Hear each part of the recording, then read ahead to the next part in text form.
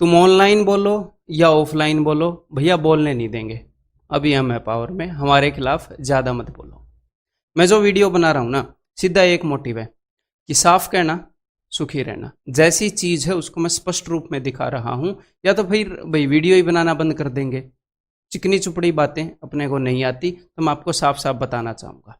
और इस वीडियो के अंदर मैं आपको यह भी बताऊंगा एग्जैक्टली क्या ट्वीट करना है साफ साफ, ठीक है? तो इसके ऊपर बने रहिएगा।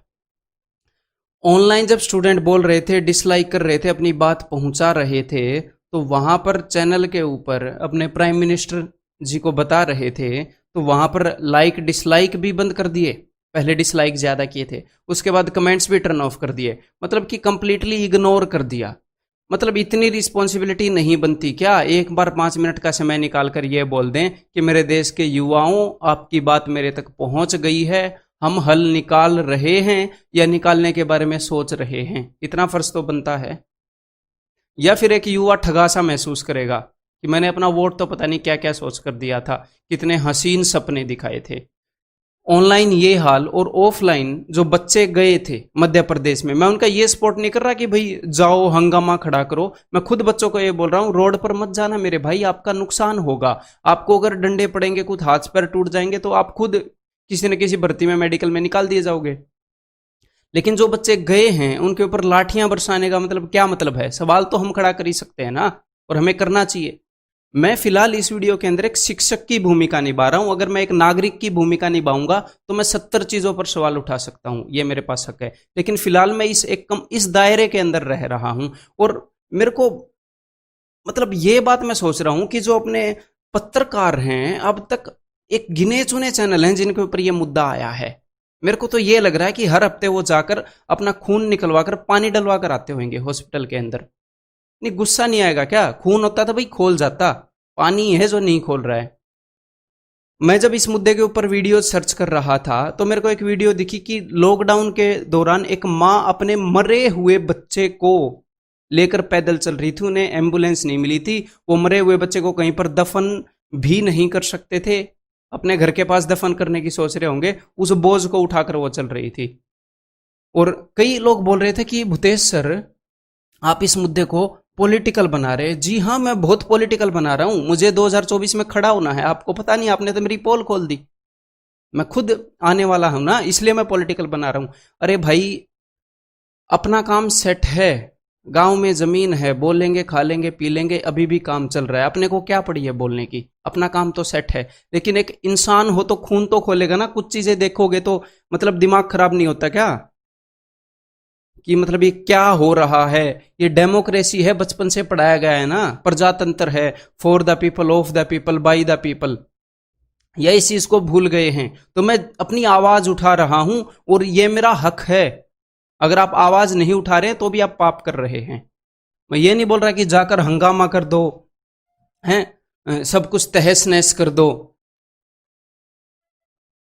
और अभी मैं आपको सीधे स्पष्ट बताऊंगा कि क्या आपने ट्वीट करने हैं इस वीडियो के अंदर। ध्यान से देख लो क्या क्या हमने अपनी डिमांड्स यहां पर रखनी है। देखो जरा,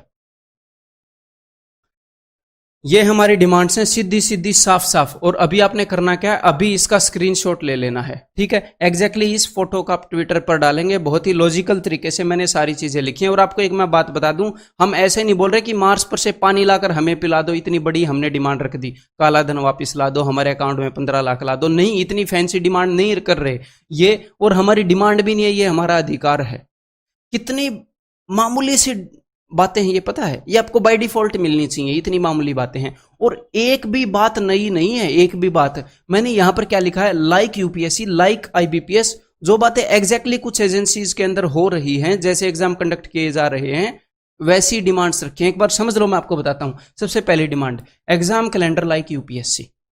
यूपीएससी की तरह एग्जाम कैलेंडर निकालो। अब आपको लगेगा एसएससी भी तो एग्जाम कैलेंडर निकालता है, और यूपीएससी जैसा ही निकालता है, वैसे ही एग्जाम डेट वगैरह देता है, नोटिफिकेशन देता है। लेकिन मैं बोल रहा हूं भाई, उनकी तरफ फॉलो कर लो। निकालते तो हो तुम, एसएससी वालों, रेलवे वालों, लेकिन इनकी तरफ प्लीज फॉलो कर लो भाई। ये भी अपने ही देश के बंदे हैं, अपने ही ग्रह के प्राणी हैं, ये भी फॉलो कर रहे हैं। हाँ, एग्जाम डेट्स तो आप देते ही हो, लेकिन इतनी मेरे को आपसे उम्मीद भी नहीं है कि आप वहां पर अप्रोक्सीमेट वैकेंसी पहले बता देंगे, आप लोग बाद में बता देते हैं। ये जस्ट मैंने वैसे ही लिख दिया कि अगर बता देते तो एक युवा को पता लग जाएगा, अगले साल इतनी वैकेंसी लगा लेंगे, अपना अंदाजा लगा लेगा अपने फ्यूचर का। जब किसी बंदे के ऊपर बीतती है ना, जब आपके भाई के सिर पर लाठी लगेगी, आपके सिर पर लाठी लगेगी, तब आपको समझ में आएगा कि क्या हाल हो रहा है। जब तक अपने ऊपर बीतती नहीं ना, लोग आराम से मतलब दूर रहते हैं, अपने को क्या रहते हैं, ठीक है। जब उस माँ को पता है कि उसके ऊपर क्या बीती थी, जो उसका बाप था उस लड़के का, वो रोने लग गया था कैमरे। अब रोना तो छोटी मोटी बात है, मतलब मैं क्या बोलूं, बोलने को शब्द है नहीं। एग्जाम कैलेंडर यूपीएससी की तरह, ये छोटी सी डिमांड, उसको फॉलो कर लो अगर आप खुद एग्जाम कैलेंडर निकालते हो। Recruitment process like IBPS, notification to joining 1 साल में कंडक्ट करा दो बस। 2 करोड़ जॉब दो मत दो, पर ये 2000 जॉब ये जो आप देते हो बैंक में, इसी 2000 क्या 1200 के करीब मेरे ख्याल निकालिए क्लर्क के अंदर, जितने भी आप जॉब देते हो 8000 जॉब, वो ठीक से दे दो, एटलीस्ट वो ठीक से दे दो। बाकी मैं युवा को ये भी नहीं बोलता कि तुम सारे ही सरकारी नौकरी के अंदर भर्ती हो जाओगे, बट एटलीस्ट एक ट्रांसपेरेंसी तो हो जाए, उनको खुद का धंधा भी करना पड़े तो 2 साल में ये तो निपट जाए कि हमसे जॉब नहीं होगी, अब हमें धंधा करना पड़ेगा, सरकारी जॉब में हम compete नहीं कर पाएंगे। ये तो ऐसा हो गया, ऑनलाइन बोलो या ऑफलाइन बोलो, बोलने नहीं देंगे, सरकारी नौकरी भी नहीं देंगे और कोई धंधा भी खोलने नहीं देंगे।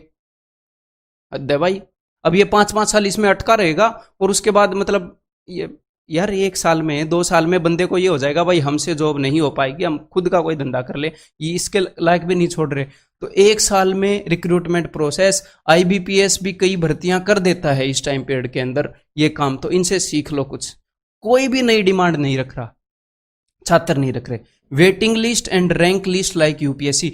अब एक बंदा, एक तो रिक्रूटमेंट प्रोसेस इतना लेट कर देते हैं, एक बंदा जो 2017 में भी सिलेक्टेड है, 2018 में भी सिलेक्टेड है, 2019 में भी सिलेक्ट हो जाएगा, एक बंदे ने तीनों जगह जॉब ले ली है, अब जो उसको बेस्ट जॉब मिली वो वहां पर ले लेगा, बिल्कुल बढ़िया बात, ऐसा ही करना चाहिए। लेकिन जो 2 जगह उसने जॉब ली वो सीटें खाली हो जाएंगी। अरे भाई वेटिंग लिस्ट होती तो पिछले कैंडिडेट आकर उसको भर देते ना, नहीं तो बस वो सेम सीट की भर्तियां 3-3 साल दिखाते रहते हैं।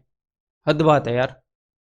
और ये नहीं है कि इनको ये स्ट्राइक नहीं करता किसी भी कमीशन को, भैया बहुत दिमाग वाले लोग बैठे हैं, सबको सब कुछ स्ट्राइक करता है। एक कमीशन कर रहा है वो चीज, दूसरा कमीशन भी कर सकता है। और फेयर प्रोसेस, ये मैंने यहां पर ये नहीं लिखा कि fair process like UPSC, fair process like something, यहां पर एग्जाम्पल देने की जरूरत नहीं है, फेयर प्रोसेस तो होना ही चाहिए, ये तो हक है ही। पेपर लीक या फिर चीटिंग, मास लेवल पर चीटिंग हो जाती है, सेंटर के सेंटर बिक जाते हैं, वहां पर चीटिंग कराते हैं, केस को कोर्ट में केस पेंडिंग पड़े रहते हैं। नो एम्बिगिटी इन प्रोसेस, बीच में अनफेयर मीन्स, बीच में रूल बदल देते हैं भाई साहब, बीच में वैकेंसी भी ड्रॉप की गई है, मैंने स्टूडेंट से सुना, कुछ स्टूडेंट्स ने बताया है। हद है। मिसलेनियस कुछ 5वें नंबर पर, correct questions like CAT, CAT की तरह करेक्ट क्वेश्चंस दे लो, वहां पर बहुत कम क्वेश्चंस आते हैं जो गलत हैं। हाँ, उसमें होता क्या है, गलत क्वेश्चन दे देंगे एसएससी वाले, फिर उनको 100-100 रुपये भी दो, बहुत बढ़िया। तुम अगले साल फिर 10 क्वेश्चन दोगे गलत, हमें क्या पता तुम जानबूझकर नहीं दे रहे, हमें क्या पता, रेवेन्यू कलेक्ट करने का सिस्टम बना लिया हो तो जो भी एजेंसी गलत क्वेश्चन दे रही है तो पर क्वेश्चन के हिसाब से उनके ऊपर फाइन होना चाहिए कि हम ठीक क्वेश्चन नहीं दे पा रहे, या फिर ओटीपी सिस्टम कर दो, 1 टाइम पेमेंट कर दो। अगर एक गलत क्वेश्चन के लिए एक कैंडिडेट ने पेमेंट कर दी है तो दूसरे कैंडिडेट की पेमेंट एक्सेप्ट ही मत करो, this question payment has been done, तो एक क्वेश्चन के लिए 100 रुपए कोई भी पे कर दे, नहीं मरते हम उसके ऊपर, मैं ही पे कर दूंगा स्टूडेंट की तरफ से। बट एक क्वेश्चन के लिए भैया हजारों बार पेमेंट ली जा रही है, मस्त है भाई, बहुत मस्त है, मजा आ गया, दिल खुश हो गया ये बात सुन के। और एक्स्ट्रा फीस, यहां पर तो मेरे को कुछ बोलना ही नहीं है, एक्स्ट्रा फीस ली गई है रेलवे के अंदर, खुद ही समझ जाओ भाई क्या बोलूं। और हाँ, तो ये सारी डिमांड्स हैं, ये एक सिस्टम है, बहुत बड़ा सिस्टम नहीं है कि इसके लिए वर्षों लग जाएंगे भैया, देखो कितना कॉम्प्लेक्स सिस्टम है। यूपीएससी कैसे कर लेती है ये सब एग्जाम कैलेंडर टाइम पर, बहुत बहुत मुश्किल हो जाएगी भैया। आईबीपीएस से कैसे कॉम्पीट करेंगे 1 साल में, 1 साल में इलेक्शन तो बड़ा करा लेते हुए 1 महीने में। और all the pending exams on urgent basis, ये इत्तू सी डिमांड है कैंडिडेट की, इत्तू सी, बहुत बड़ी नहीं है। अगर आप चाहेंगे, मैं बोल रहा हूं आप इतने पावरफुल हैं, आप इसको तुरंत निपटा देंगे, बहुत बड़ी डिमांड नहीं है भैया। एक बार हाँ भरनी है और उसके बाद जो आला अधिकारी हैं यहाँ पर बैठे हैं उनको बोलना है कि भैया ये चीज़ आप फॉलो करो, नहीं तो निकाल दिए जाओगे। यही गवर्नमेंट का रूल है। गवर्नमेंट का जो रूल है वो सबके ऊपर लागू होता है, हर एक चीज के ऊपर लागू होता है ना। तो इसका आप स्क्रीनशॉट ले लो। एक बार मैं इसको कर देता हूं जी क्लियर। ये इसको मैं बस एक बार ये बता देता हूं कि ये मामला क्या है। इसका मतलब है नोटिफिकेशन, एन का मतलब इससे बाहर अगर किसी की कोई डिमांड है, और ये जो चीज है ये मैं एसएससी के लिए नहीं बोल रहा, ये हर एक उस एग्जाम के लिए। स्टूडेंट बोल रहे थे कि सर आप स्टेट एग्जाम के लिए नहीं बोल रहे। क्यों नहीं बोल रहा है यार? हर एक टीचर हर एक एग्जाम के लिए बोल रहा है, हर एक एग्जाम के लिए। बस इस प्रोसेस को अगर हम फॉलो कर लें, ये नहीं है कि भाई 2 करोड़ जॉब दे दो, अरे बाद की बातें दिए जाएंगे नहीं दिए जाएंगे। जितनी वैकेंसी निकली हैं उनको ठीक से सुलटा लो, सुखी जी लेंगे कुछ आदमी। ऐसे आदमी हैं, मैं एक बार अमृतसर जब मैं वहां पर पढ़ाता था, एक बंदा आया, वो दुकान पर आकर ये बोला कि दूध दे दो, 10 रुपए दे दिए उसने। फिर वो बोला 10 में तो नहीं आएगा। फिर बोला दूसरे वाला दूध दे दो जो 10 में आता। फिर बोला लस्सी दे दो, फिर वो बोला लस्सी भी नहीं आएगी। ऐसा कुछ हुआ था। मतलब उस बंदे को दूध और लस्सी का रेट ही नहीं पता था। लस्सी दे दो 1 लीटर, ऐसा कुछ हुआ था। मतलब एक रियल वाक्य है जो मेरे सामने हुआ। इसका मतलब उसने पहले खरीदा भी नहीं होगा, एक छोटा सा बच्चा था। मतलब ऐसे लोग हैं जो गरीबी के किस स्तर पर हैं ये पता नहीं है। ये उन लोगों को भी नहीं पता है जो मिडिल क्लास हैं। बहुत ऐसे ऐसे लोग हैं यार, क्या कहें। जब आपके ऊपर बीतेगी ना आपको पता चल जाएगा। ऐसे ऐसे लोग हैं। सिस्टम जब ये सुधरेगा ना तो इस चीज का असर बहुत जगह होने वाला है। लोग अपना पेट काट काट कर अपने बच्चों को पढ़ाते हैं, इस आस में पढ़ाते हैं कि 15 साल दुखी हो लें, फिर मेरा बेटा बड़ा होकर ढंग की नौकरी कर लेगा, तब जीना स्टार्ट करेंगे। अपनी जिंदगी को पोस्टपोन कर देते हैं। आपसे एक एग्जाम पोस्टपोन नहीं हुआ ना, लोग अपनी लाइफ को पोस्टपोन कर लेते हैं, जीना पोस्टपोन कर देते हैं।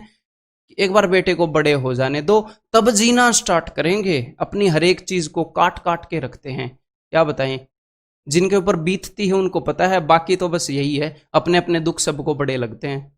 बढ़िया बात है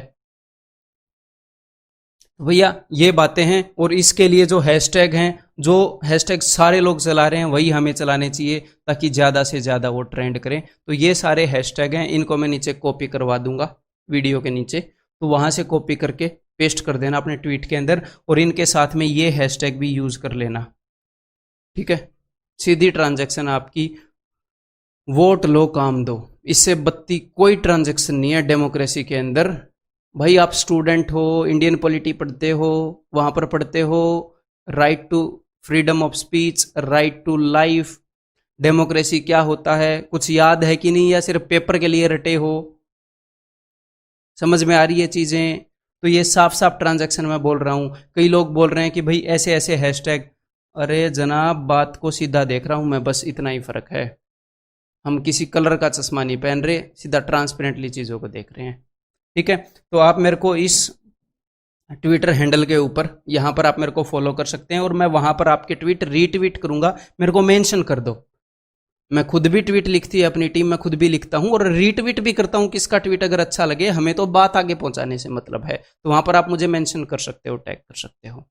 ठीक है, तो बस इस वीडियो के अंदर मैं इतना ही कहना चाहूँगा। आज जोर शोर से अगर आपके अंदर कुछ है, कुछ लेस मात्र जज्बा है किसी काम को करने का, देश के लिए, अपने लिए, तो आज 11 बजे मेरे भाई इस कैंपेन को फिर से वर्ल्ड वाइड ट्वीट करा देना। और एक और बात मैं जाते जाते कहना चाहूँगा अपनी सरकार से कि मोदी जी, हम ट्वीट ही ट्रेंड कराते रहे क्या? ट्रेंड कराने की जरूरत नहीं होनी चाहिए। एक बार आप तक बात पहुंच गई तो उसके बाद हम ट्रेंड कराते रहे। मतलब स्टूडेंट का यही काम हो गया, ट्वीट ट्रेंड कराते रहो। बहुत बढ़िया है ना। एक बच्चे के लिए सरकारी नौकरी कुत्ते के लिए जो हड्डी होती है ना, ऐसी हो गई है। उस हड्डी में उसको स्मेल भी आती रहती है, खाऊं खाऊं, उस पर मीट भी नहीं होता। सरकारी नौकरी की तैयारी छोड़ भी नहीं सकता कि और क्या करूं, और वो मिल भी नहीं रही। कुत्ते की हड्डी हो गई है। जैसे जमींदार मर रहा है, ऐसे ही आज बेरोजगार मर रहा है। जमींदार हमें खाना खिलाता है और बेरोजगार अपने देश की ताकत है। दोनों खोखले हुए पड़े हैं। धीरे धीरे ये बेरोजगार जो युवा है ना, ये भी मेरे को लग रहा है माइनस में ग्रोथ ना चली जाए इनकी। मुद्दे तो बहुत हैं जिनके ऊपर मेरे को एक नागरिक होने के लिए सवाल उठाना चाहिए, लेकिन फिलहाल सिर्फ शिक्षक की भूमिका है, सिर्फ वो मुद्दे उठा रहा हूं। और बहुत छोटे छोटे मुद्दे हैं एक देश के लिए, और बहुत अर्जेंट मुद्दे हैं एक देश के लिए। बस इतना ही कहना चाहूंगा भाई, साफ लफ्जों में आपको मैंने बात बता दी क्या मैं सोचता हूँ इसके बारे में, और आप भी खुल के अपनी राय कमेंट्स के अंदर रख सकते हो, खुल के बातचीत कर सकते हो। आपके कमेंट्स भी आजकल मैं टाइम देकर पढ़ रहा हूँ। तो फिर से मिलते हैं अगली वीडियो के अंदर।